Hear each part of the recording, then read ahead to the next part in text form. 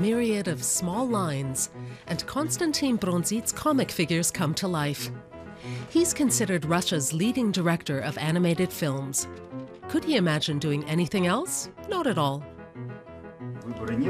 I had no choice. I had to become an animation director, as if I had orders from above. So I said, okay, okay. Since then, that's what I've been doing. What can you do? It's clearly a calling, which is also the theme of his latest short film, We Can't Live Without Cosmos. It's the tale of two cosmonauts, their friendship, and their dream of flying into space.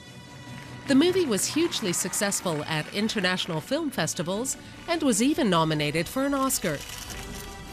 Bronzit easily combines simple yet expressive imagery with profound storytelling and humor. One of the images is based on a dream I had. I wouldn't call it mysticism, but it was certainly a puzzling moment. I thought about it when I woke from my dream, and within 5 minutes, I'd thought up the entire story.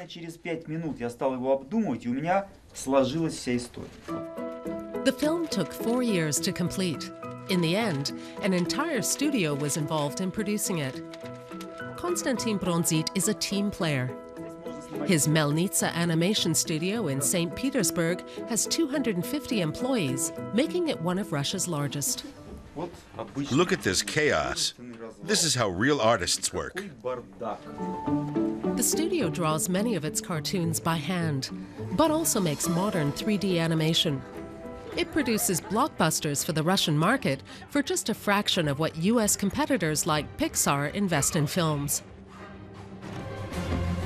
Fairy tales and historical events are the most popular themes, combined with plenty of action and color.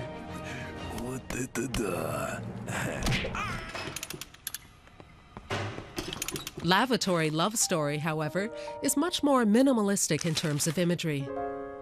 It was nominated for an Oscar in 2009. The film tells the tale of a lonesome cleaner in search of a mysterious admirer. Done almost entirely in black and white, and without a single spoken word, it earned worldwide critical acclaim.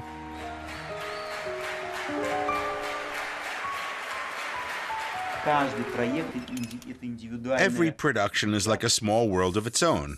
Each film requires a particular approach. Every film is unique.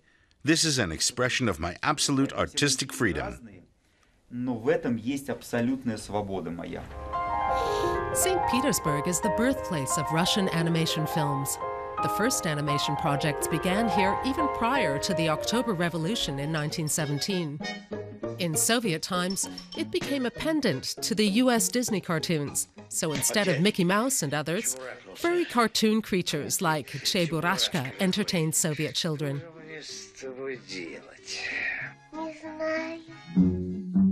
Similarly, there was a Russian Winnie the Pooh.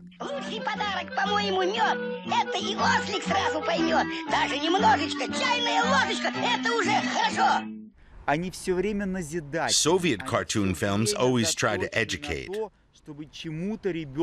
teach kids good behavior, and to explain that friends are important, that you shouldn't do anything bad. These are old Soviet tenets.